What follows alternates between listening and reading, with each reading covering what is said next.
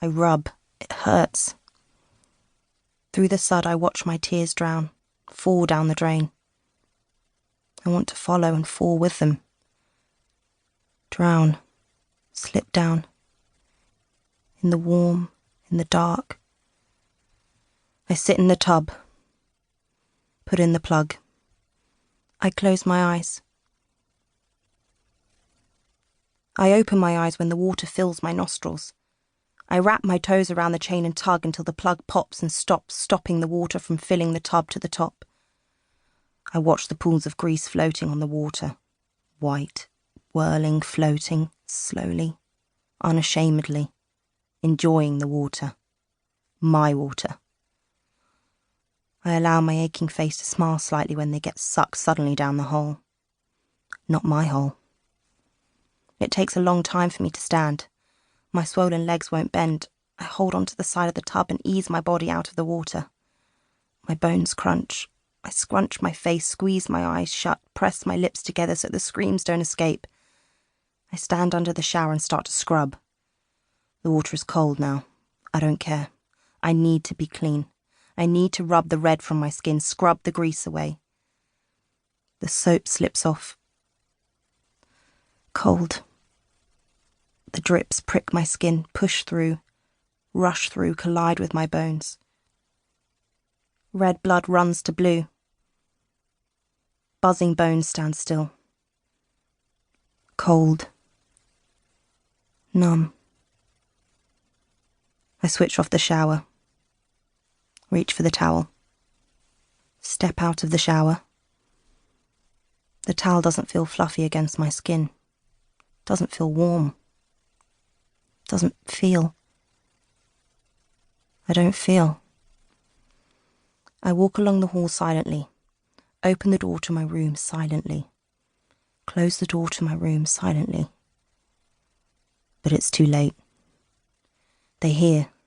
They storm up the stairs, trample each other, twist around the banister. There is no lock on the door. I lean against it. They hurl their bodies against the frame. The door flicks open and I fly. Hit the wall. The towel drops. 4 eyes. Big, blue, glassy, open, wide, staring. Mum pushes Dad out of the door, shuts the door. He coughs. Sorry, Peach, he says. You should have said. Go downstairs, please, Dad, says Mum. We hear him step softly down the stairs. I pull the towel round me and sit on the bed. Mum sits down next to me. You snuck upstairs sneakily, says Mum. We didn't even hear you come in. Her eyes are big and glassy, and I can see my puny bare shoulders reflected in her pulsating pupils. Her eyes are rolling over my face and my body, and she is smiling. Her smile is pink and takes up most of her face. I came in quietly because I didn't want to wake up Baby. I thought he might have been sleeping, I say. Oh, you're a good girl, Peach, she says. He's only just fallen asleep. Good girl. She strokes my wet hair. What do you want for dinner, she says. I'm not hungry, Mum, I say, looking down. Oh, don't be silly. I was going to do pasta and meatballs for me and Dad. Shall I do you the same and put vegetables in the sauce instead? I've got some lovely baby sweet corns there. She smacks her lips and nods, and her eyes bounce around in her head. I'm all right, Mum, honest. I look up to see if she has noticed the puddle of red between my legs that is saturating the towel. Splat.